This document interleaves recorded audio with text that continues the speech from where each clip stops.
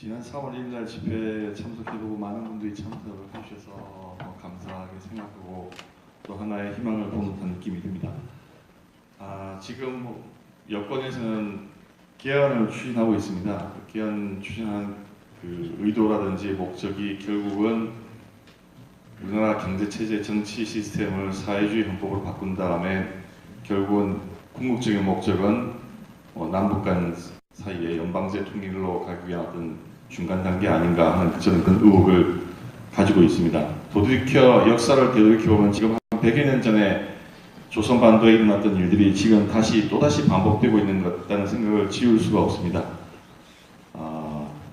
일본하고 청나라가 전쟁을 해가지고 청일전쟁에서 일본이 이긴 다음에 일본이 산동반도를 뜯어내고 막대한 배상금을 받은 적이 있습니다. 그때 러시아, 독일, 프랑스가 개입해서 산동반도를 일본으로 하여금 돌려주게 만들죠.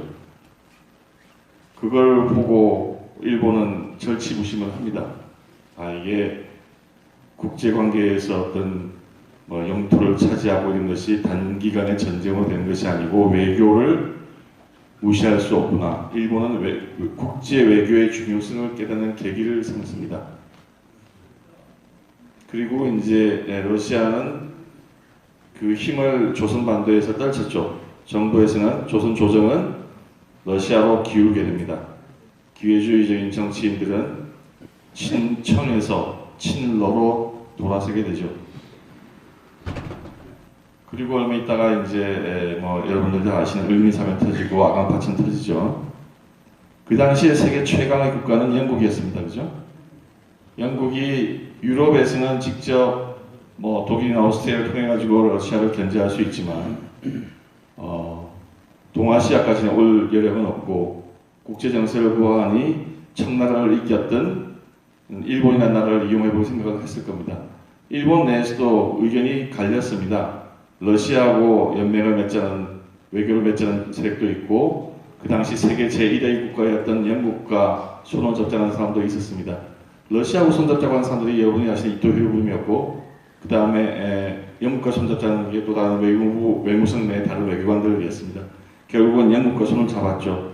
세계 제1의 나라, 그 당시 세계 제1의 나라였던 영국과 손을 잡고 영유동맹을 만들었습니다. 그렇게 되는 과정에서 우리나라는 국제사회를 주도하는 세력으로부터 조선은 버림을 받게 됩니다. 왜냐하면 러시아 품으로 안겨들었거든요. 러시아 품으로 뛰어든 다음에 러시아의 식민지대를 자청하면서 보호해달라고 조선 왕실은 그렇게 외쳤습니다. 결국 그 당시 세계 제1의 나라였던 영국, 그리고 영국과 손을 잡던 일본, 그리고 영국과 절친할 수밖에 없었던 미국, 그 세력의 반대편에 선 결과 조선은 일본의 침탈 과정에서 어디 하나 한번 항변해볼 수 없는 그 상태로 그냥 나라를 뺏겼습니다. 지금 100여 년이 지난 지금 다시 보십시오. 다시 보시면 지금 국내에서 일어나고 있는 이 분쟁 상황도 국제적인 어떤 역학관계와 맞물려 돌아가고 있습니다. 여러분 얼마 전에 지금 문재인 정부 들어서 난 다음에 특사로 갔던 지금 이름이 사람이 기억이 안 나는데 지금 세종시 국회의원 누구죠? 세종시 국회의원 이해찬 의원 특사로 가셨죠. 특사로 가가지고 시진핑하고 만났던 그 사진을 보면은 굉장히 굴욕적인 사진입니다. 황제를 아련하는 제후국의 어떤 공신 정도의 모습을 보이고 있죠. 지금 집권 여당 쪽은 친중으로 흐르는 느낌을 지울 수가 없습니다. 사드 배치에 대해서 중국이 그렇게 간섭을 할 때 하면서 우리나라 기업들에 대해서 부당한 조치를 취할 때 한마디 하지 못했습니다. 당연히 한국을 향하고 있는 수많은 중국의 미사일에 대해서 방어하기 위한 사드는 필요할 수도 있는데 거기에 대해서는 한마디 말 못하고 비굴한 자세를 취했습니다. 반면에 미국에 대해서는 FTA 교섭이라든지 또는 미국의 어떤 무역 제재 조치에 대해서 WTO에 제소하겠다면서 당당한 자세를 취하고 있습니다. 지금 미국의 위력은 19세기 말 20세기 초의 영국을 훨씬 능가하고 있습니다.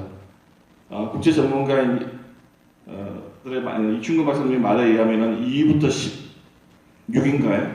모든 나라의 국방비를 다 합친 것보다 미국의 국방비가 더 크고 세계 경제력의 25%를 넘는 경제력을 자랑하고 있으며 지금 뭐 2008년 금융위기 이후에 다시 회복, 탄력적인 경제 회복을 보여서 세계 경제를 좀 주도하고 있습니다.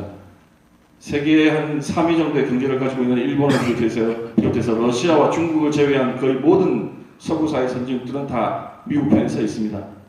이 와중에 지금 대한민국이 친중으로 기울어서 그쪽으로 외교관계를 맺고 그쪽으로 기운다는 것은 100여 년 전에 조선이 망할 때 조정이 취했던 자세와 하나도 다를 바 없는 크나큰 오판을 저지르고 있는 것이라고 생각합니다. 그런 국제적인 정세, 두 번째 이제 우리가 경제적인 측면에서 본다면 사회주의 헌법은 결국은 나라 경제를 망치고 후손들을 비탄의 도가니로 몰고 들어가는 것입니다. 2000년대 초기에 우리나라 언론들을 한번 살펴보시면 베네수엘라의 차베스에 대해서 극구 칭찬하는 기사가 그냥 도배질이 됐습니다. 차베스를 본받아야 한다는 식으로. 그 나라 경제 지금 어떻게 됐습니까? 완전히 망했죠. 전 국민 8kg 다이어트를 시켰습니다. 먹을 게 없어서. 동물원에 있는 동물들 다 잡아먹고 그 나라 지폐를 가지고 백을 만들 정도로 화폐는 완전 종이 조각도 못하게 돼버렸고 사회주의 경제라고 하는 것은 실패했다고 하는 게 경제 원리상 실패하고 어떤 또 이론적으로도 실패할 수밖에 없다고 하는 것은 이미 지난 70여 년 동안의 거대한 실험을 통해서 우리가 다 목격한 바입니다. 그럼에도 불구하고 지금 사회주의 헌법을 사회주의 성향이 짙은 헌법으로 개정을 하려고 하죠. 왜냐? 그런 체제로 개헌을 이루고 집권을 하면 계속 집권하기가 너무나 손쉬워집니다. 국가의 경제에 많은 재원을 세금으로 걷어들여서 자기한테 유리한 어떤 정책을 펴고 그 세금을 자기 지지자들한테 뿌리고 물론 명분은 뭐 빈자와 약자를 돕는다고 하지만 그 밀턴 프리드만이 한 말이 있습니다. 세계적인 경제학자 밀턴 프리드만이나 다른 사람들이 연구한 바에 의하면 그렇게 뿌린다고 할 때 세금을 걷어들여서 빈자와 약자를 뿌린다고 할 때 직접적인 그 수혜계층에 가는 그 비율보다 그런 경우에도 그 세금을 뜯어먹기 위해서 뭐 제한서를 만들고 그거에 노하우를 익힌 계층은 따로 있기 때문에 많은 부분은 그쪽으로 흘러들어가는 것이죠. 그쪽으로 흘러들어가는 부분에는 또 상당한 부분은 정치적인 지대 추구에 능한 사람들이 있고 그 정치적인 지대 추구, 정치 경제적인 지대 추구에 능한 사람들은 정치 세력과 결탁될 수밖에 없으며 그 결탁된 세력들은 결국은 다 차기 선거에서는 그들의 표같이 되는 겁니다. 그러면 2기, 3기, 4기 계속 집권해 나갈 수 있죠. 미국 사회에서도 이런 일이 벌어졌습니다. 누구? 프랭클린 루즈벨트입니다. 우리 교과서에서는 굉장히 위대한 대통령을 이야기하지만 미국 역사상 미국 예산을 갖다가 가장 역관적인 또는 선거운동에 아주 부당하게 써먹은 대표적인 사례가 프랭클린 루즈벨트라고 하는 책이 나와 있고 실질적인 통계도 그렇게 되고 있습니다.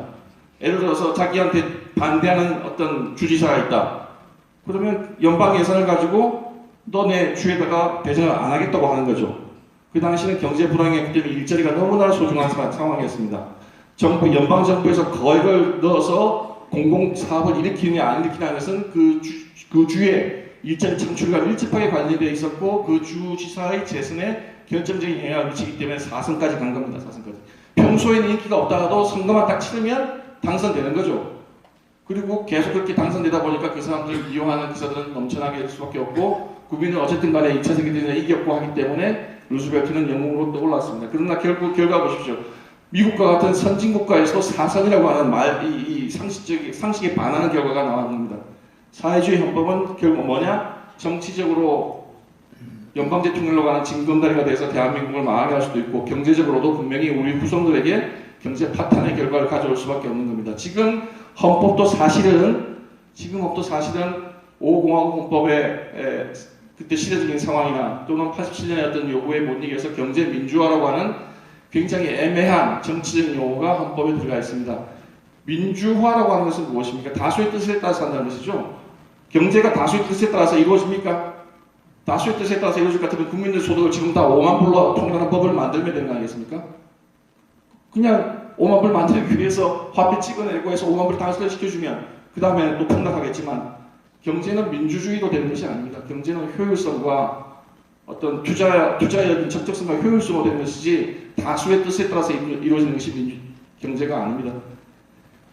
이 두 가지를 막기 위해서 지금 개헌 저지 운동을 하고 있는 것은 굉장히 소중한 의미가 있다고 생각하고, 여기서 만약에 사회주의 헌법, 사회주의 성향으로 굉장히 강한 헌법, 그리고 연방제 통일로 가기 위한 어떤 징검다리가 된 헌법이 만들어져서 그 세력이 다시 집권한다 그러면은 아마 되돌이키는 데는 굉장한 시간과 희생과 그런 것이 필요하고, 아마도 지금 나이대 한 20대 후반, 30대쯤 되는 사람들은 그들의 인생에 있어서 너무나 큰 공백 기간을 가지게 되는 결과가 올 거라고 생각합니다. 그래서 여기 모이신 분들이 그런 것을 깨닫고 이 개헌 저지 운동에 나서주는 데서 굉장히 감사하게 생각합니다. 그리고 마지막으로 당부드리고 싶은 말씀은, 저희들이 노무현 정부 때 시절이나 또 지금 문재인 정부 들어온 다음에 시민운동을 하면서 느끼는 것은 분열되지 말고 단결해야 된다. 성경 말씀에서 분열된 자는 분열되고 설 수 없다고 하는 말씀이 단결해야 된다는 거 하나하고, 그 다음에 조금 더 효율적인 투쟁 방법을 생각해야겠다라는 생각을 합니다.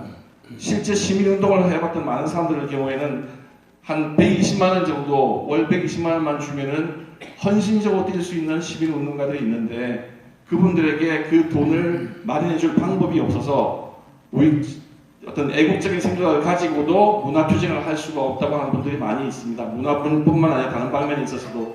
그래서 지금 이 서명을 받아서 이분들 가운데 상당수를 우리가 CMS에서 월 많이 할 필요 없습니다. 1000만 명이면 그 중에 한 뭐 30~40만 명만이라도 월 CMS로 2,000원, 5,000원 정도만 계좌를 연결시킬 수만 있다면 그건 대한민국 최강의 정치 조직입니다. 한국당 우습게 넘어갈 수 있습니다. 이 1000만 명 서명 운동을 만약에 달성하신다면 그 달성한 명단을 가지고 20만 명, 30만 명 CMS 계좌로 월 5,000원 이상만, 3,000원 이상만 좋습니다. 그것만 연결시켜 주신다면, 그러면 정치, 경제, 사회, 문화 각 방면에 걸쳐서 투쟁가들에게 저희가 전폭적인 지지를 통해서 대한민국 사회를 완전히 뒤바꿀 수 있는 그런 기폭제가 될 수 있다고 생각합니다. 그거를 위해서는 이 명단을 가지고 이 명단을 수집하고 또 서명을 받는 각 단체의 장들이나 그분들께서 마음을 내려놔야 됩니다. 그 명단을 공유하셔야 되고, 그 명단을 가지고 이걸 하는데 이거 계좌 관리를 내가 해야 된다 이런 생각 다 비우시고, 그 자금을 통합해서 우리가 이걸 어느 활동가들에게 분배할 것인가를 공개적으로 논의하고 토의해서 그걸 갈 수 있다면 정말 전화위복의 계기가 되고 단기간 내에 사회문화를 뒤바꿔 놓을 수 있다고 생각합니다. 끝으로 사람이 일을 도모해도 이루는 건 하나님이라는 말씀, 성경 말씀이 있습니다. 이번에 미투 운동을 보면서는 아주 그걸 절실히 느낍니다. 시작할 때에는 분명히 최고의 검사장을 찍어내면서 그 다음에 공수처가기 위한 하나의 명분이 될 수 있을 만한 사안이었는데, 지금 돌아가는 상황은 우리나라 좌익 문화계의 그 부패한 성도덕과 성문화를 두들겨 패는 하나의 하나님의 지팡이가 됐다고 생각합니다. 그래서 이러하듯이 저희가 주눅들 필요가 없고 용기를 가지고 전진해 주시면 좋은 결과가 있으리라고 생각합니다. 감사합니다.